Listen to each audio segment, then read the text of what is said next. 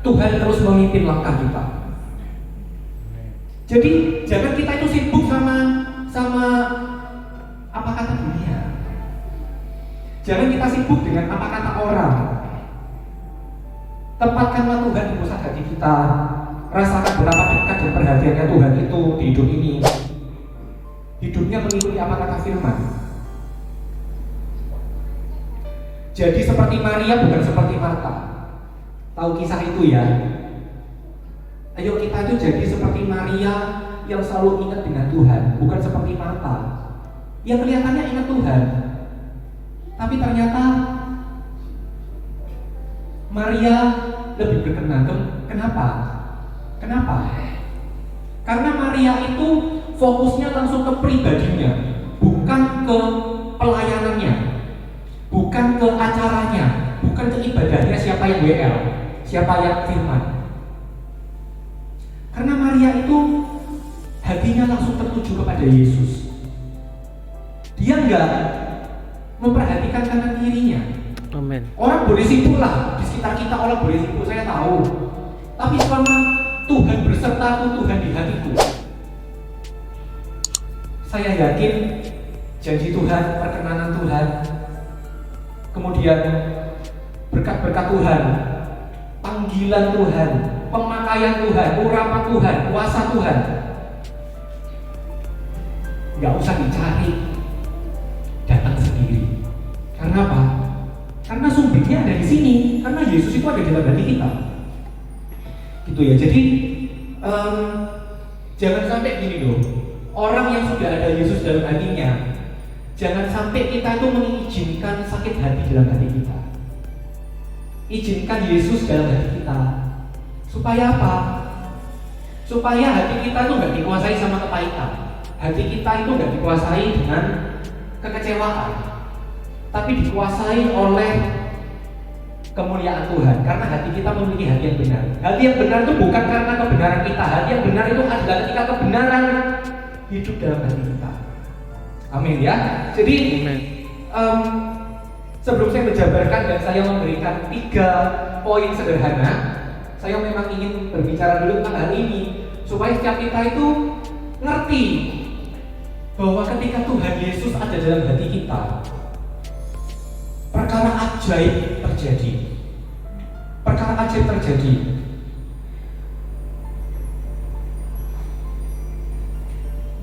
Kita akan buka bersama di Roma 5 ayat 5. Roma 5 ayat 5. Saya akan bacakan ya.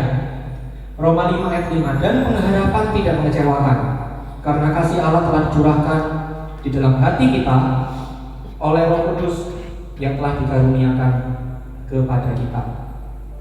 Dan pengharapan tidak mengecewakan, karena kasih Allah telah dicurahkan di dalam hati kita oleh Roh Kudus yang telah dikaruniakan kepada kita.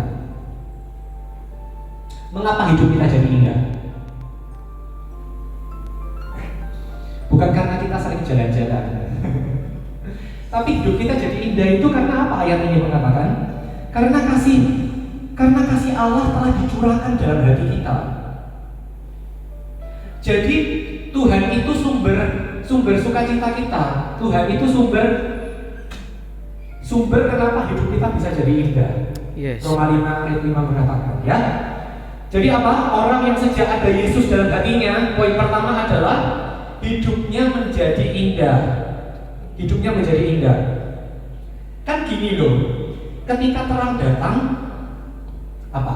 Ketika terang datang, kegelapan sirna. Itu hidup kita jadi indah, meskipun banyak masalah. Masalah boleh ada, tapi hidup kita tetap indah karena ada Tuhan. Amin ya. Karena ada kasih karunia Tuhan. Sebab kita itu merasakan betapa besarnya Tuhan. Tuhan kan mati di atas kayu salib. Ketika Tuhan mati di atas kayu salib itu Tuhan sudah membuktikan sejak dulu. Jadi nggak usah tanya lagi, kenapa kok hidupku nggak indah ya? Kenapa kok rumput tetangga lebih hijau? Kenapa kok kelihatannya hidupku lebih banyak masalah gitu daripada teman-teman yang lain, daripada teman-temanku? Nggak usah tanya-tanya kayak gitu. Apalagi seringkali pikiran kita itu kan diintimidasi. Iblis kan sukanya mendakwa. Kayaknya pikiran kita ini penuh dengan kayak seakan-akan begini loh. Seakan-akan hidup kita itu adalah orang yang paling malang di dunia, orang yang paling banyak masalah, orang yang paling stres gitu kan. Tapi ternyata enggak. Firman Tuhan Roma 5 ini mengatakan bahwa ketika Yesus mati di atas kayu salib, ketika itu pula kasih karunia Tuhan itu datang. Hidup kita jadi indah. Jadi hidup kita itu terasa di mana ya? Terasa kayak nggak ada beban gitu. Beban boleh ada, tapi perasaan kita nggak stres lagi, nggak emosi lagi. Karena apa? Karena ada Yesus. Itu kuncinya hidup kita menjadi indah ya. Kita lanjutkan ya.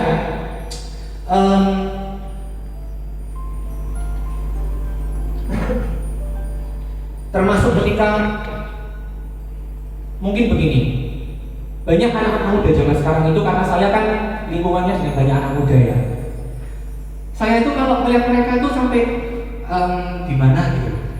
Gimana tuh bukan gimana enggak. Maksudnya tuh gini loh. Banyak anak muda itu akhir-akhir ini merasakan bahwa dia menjadi manusia paling berbeban. Bahasa kerennya itu biasanya kalau sudah usia SMA sampai usia dewasa muda gitu ya. Bahasa kerennya itu quarter life crisis. Artinya apa? Krisis dalam seperempat umur hidupnya. Biasanya umur sekitar 20-an itu. Dia merasakan kok teman-temanku sukses gitu ya. Kok teman-temanku dipakai Tuhan. Mungkin gak cuma anak muda, saya juga merasakan bahwa banyak orang itu kelihatannya hidupnya baik-baik saja, tapi kan aslinya enggak. Kalau di gereja bisa aja firman Tuhan itu bilangnya cuma yang positif-positif, yang baik-baik gitu kan. Tapi ketika kita pulang, realitanya ini loh, realitanya ini apa?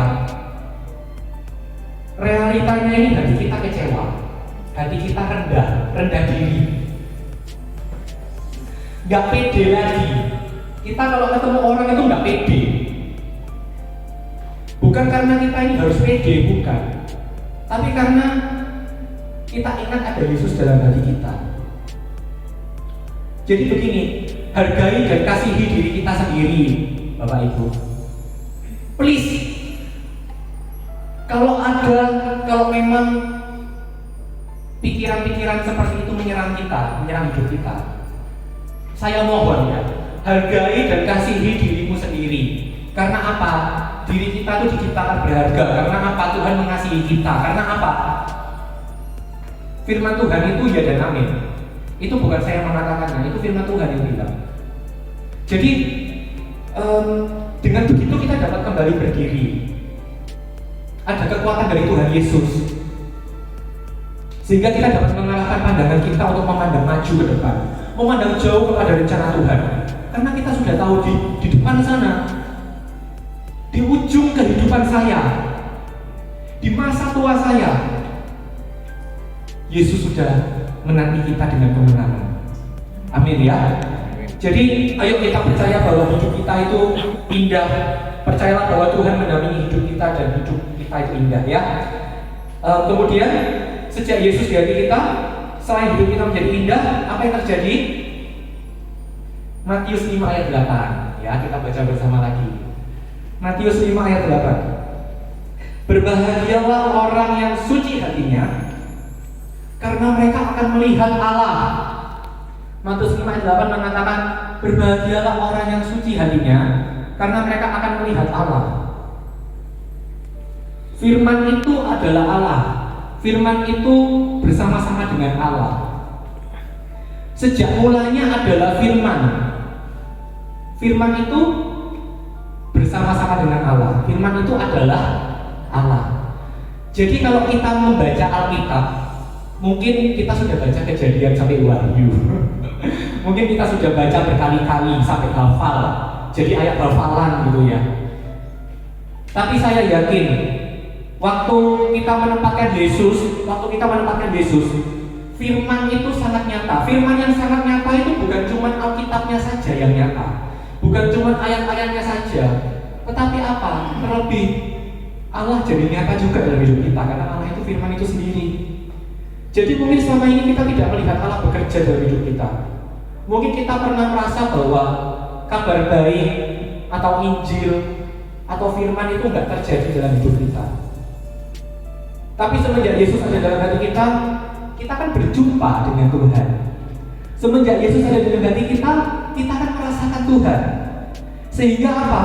Orang yang ada Yesus di hatinya, pasti hatinya gak hampa lagi. Pasti hatinya itu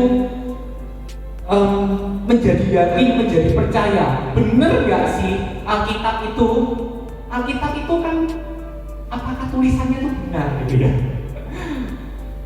Pernah gak kita mengalami seperti itu? Alkitab ini apakah beneran ya? Atau mungkin kita pernah mendengarkan berita di media sosial, berita-berita ada yang mengatakan bahwa Alkitab orang Kristen itu gak valid, gak terpercaya, salah terjemah, salah penafsiran gitu ya. Tapi enggak perlu kita pikirkan sampai sana. Semenjak Yesus ada di hatiku, firman sangat nyata. Jadi Alkitab itu jadi apa ya? Alkitab itu jadi tempat pertama, firman Tuhan itu jadi tempat pertama di mana hati kita itu sedang dalam problema dan masalah. Banyak orang itu kalau ada problema dan masalah, datangnya ke teman minta nasihat. Tapi saya beritahu malam hari ini, nggak usah jauh-jauh. Firman Tuhan sangat nyata dalam hidup kita. Semenjak Yesus ada dalam hati kita, firman Tuhan sangat nyata. Jadi kita nggak usah malu dan ragu lagi sama kebenaran firman Tuhan. Nggak usah ragu, nggak usah malu, nggak usah nunggu klarifikasi dari gembala atau hamba Tuhan. Ayat ini benar apa enggak ya? Nanti Roh Kudus sendiri yang berbicara kepada kita. Roh Kudus itu yang akan kasih rema ke setiap kita. Oh, ternyata ayat ini memang janji Tuhan yang sangat nyata. Ternyata memang Injil itu bukan hanya untuk diketahui dan didengar, tetapi apa? Hidup kita jadi Injil. Kalau firman Tuhan sangat nyata dalam hidup kita, Bapak Ibu, Injil itu bukan cuma sekedar Alkitab yang hanya untuk didengar, dibaca, enggak. Hidup kita jadi Injil. Hidup kita juga dipenuhi dengan rema-rema. Hidup kita juga dipenuhi dengan firman. Hidup kita itu seakan jadi firman berjalan, seakan jadi Injil berjalan. Yang pada waktu kita berjalan, sekeliling kita bisa merasakan Yesus. Karena apa? Karena firman Yesus, karena firman adalah Allah itu nyata dalam hidup kita. Sehingga sekeliling kita itu bisa merasakan Yesus, bisa mengerti, bisa percaya. Gak perlu kita berdebat, kita cukup sekali katakan saja, kita ceritakan iman kita. Roh Kudus akan bekerja. Karena apa? Firman Tuhan sudah nyata dalam hidup kita dulu. Dunia itu akan melihat diri kita. Kalau firman Tuhan itu terasa nyata dalam hidup kita, firman Tuhan juga akan terasa nyata dalam hidup setiap mereka. Karena mereka melihat kita. Itu ya. Jadi Roh Kudus akan mengurangi kesaksian kita. Ada api yang baru, ada semangat yang baru, ada suatu gairah yang membara, suatu pergerakan, suatu api Roh Kudus yang terus menggebu-gebu untuk menyebarkan kesaksian, menyebarkan kabar baik. Dan hidup kita itu penuh kuasa, banyak orang bertobat. Kuncinya di sana. Firman Tuhan harus nyata dulu dalam hidup kita. Sehingga kalau ada orang di luar sana itu menyerang kita, Kita nggak perlu pinter teologi dan pinter Alkitab, nggak perlu. Roh Kudus akan berbicara dengan sendirinya ke orang itu karena firman Tuhan nyata di hati kita. Kayak gitu ya. Dan yang pertama tadi apa?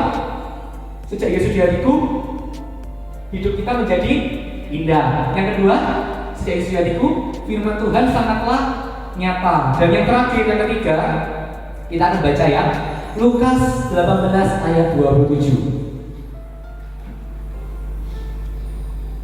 Lukas 18 ayat 27.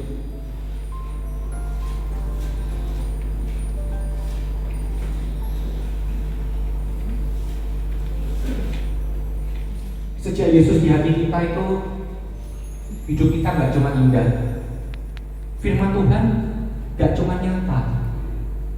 Tapi Lukas 18 ayat 27 mengatakan, kata Yesus, mari kita baca bersama. Kata Yesus, apa yang tidak mungkin bagi manusia, mungkin bagi Allah. Apa yang tidak mungkin bagi manusia, mungkin bagi Allah. Sejak Yesus di hatiku, hidupku nggak cuma indah. Sejak Yesus di hatiku, firman Tuhan nggak cuma nyata. Sejak Yesus di hatiku, perkara ajaib terjadi. Jadi poin nomor 3 adalah apa? Perkara ajaib terjadi. Sesuatu yang di luar logika, sesuatu yang di luar nalar manusia, sesuatu yang di luar perencanaan kita, Tuhan akan sediakan, Tuhan akan nyatakan. Karena apa? Karena apa yang tidak mungkin bagi manusia itu mungkin bagi Allah. Situasi mungkin begini, situasi dan keadaan itu tidak memberikan harapan. Mungkin kita bisa bilang begini ya, saya percaya Yesus kok, tapi situasinya memang gak bakal bisa. Keadaan yang aku alami sekarang itu gak bakalan bisa. Situasinya itu sudah gak memberikan harapan, sudah gak mungkin, sudah jalan buntu. Saya sudah tanya kesana sini, sudah gak ada yang bisa jawab gitu ya. Saking masalahku ini besar banget gitu. Tapi ingat, poin nomor 3 malam hari ini, ketika Yesus di hati kita, perkara ajaib terjadi. Tuhan itu datang memberikan harapan. Tuhan itu datang memberikan jalan keluar. Jalan keluar. Tuhan berkarya atas hidup kita. Kuasa mujizat nyata. Kuasa mujizat nyata. Jadi kalau kita mau mengalami mujizat, Bapak Ibu, kalau kita mau mengalami kuasa Tuhan yang ajaib, kayak tadi WL nyanyikan itu ya, ajaib Kau Tuhan, agung dan perkasa, Kau sumber kemenanganku, itu ya. Sudah jelas di sana Tuhan sumber kemenangan kita. Karena apa? Karena Tuhan itu ajaib, Tuhan itu mau berkarya melalui hidup setiap kita. Kuasa mujizat itu nyata. Jadi kalau kita mau kuasa ajaib itu nyata, mari berikanlah kesempatan, berikanlah hati kita, berikanlah waktu kita, berikanlah apa yang sudah Tuhan percayakan kepada kita. Untuk apa? Untuk semuanya hanya untuk kemuliaan nama Tuhan saja. Untuk apa? Untuk kita membiarkan dalam hati kita itu Yesus masuk, Yesus hadir dalam hidup kita, dalam hati kita. Karena Yesuslah sumber kuasa yang ajaib itu. Jadi mari kita jadikan Yesus sebagai batu penjuru kita. Di poin nomor 3 ini, perkara ajaib terjadi karena Yesus ada di hati kita. Karena kita mau menjadikan Yesus sebagai batu penjuru kita. Batu penjuru kita itu bukan motivator. Batu penjuru kita itu bukan perkataan dan nasihat dari sesama. Karena sesama bisa mengecewakan. Batu penjuru kita hanya dalam Yesus Kristus saja. Amin ya. Oleh sebab itu malam hari ini saya yakin Tuhan itu selalu rindu untuk berada dalam pusat hati kita. Jangan sampai gini dong. Jangan sampai kita tuh jadi orang Kristen yang pusat hatinya itu hanya dikuasai oleh pekerjaan, hobi, kesibukan, pertemanan, persahabatan, kemudian apalagi masalah gitu. Jangan sampai. Mari kita isi hati kita itu, di pusat hati kita untuk Tuhan Yesus tinggal. Untuk Tuhan Yesus tinggal. Kenapa? Kita yang penuh dosa ini loh Tuhan layakkan. Kita yang penuh kelemahan, kita yang terus jatuh bangun itu loh Tuhan terima. Jadi nggak usah takut kalau mau datang ke Tuhan. Asalkan kita memiliki kemauan ke Tuhan, Tuhan pasti membuka tangannya. Tuhan tidak pernah menolak kita. Kenapa? Karena cinta sejati itu hanya ada di dalam Tuhan Yesus Kristus, dan cintanya itu selalu tinggal dalam hidup kita. Karena cinta sejati itu bukan dari pasanganmu. Karena tiada kasih yang lebih besar daripada kasih seseorang yang rela menyerahkan nyawanya, ya kan? Cinta sejati itu hanya ada di dalam Tuhan Yesus. Sehingga apa? Sehingga kita mengerti bahwa keselamatan yang kita terima, bahwa karya penebusan Yesus dalam kayu salib yang sebentar lagi kita akan melakukan perjamuan kudus ini, itu bukan karena pengetahuan kita, itu bukan karena kekuatan kita, tetapi apa? Tetapi karena kita mengerti bahwa Yesus datang dalam hidupku. Karena kita mengerti bahwa ada satu kasih yang gak akan pernah meninggalkan kita dari dulu, sekarang, sampai selama-lamanya. Dan kasih itu hanya ada dalam satu nama, yang ada nama lain selain nama Yesus Kristus Tuhan. Amin ya. Saya undang para pemuji maju ke depan.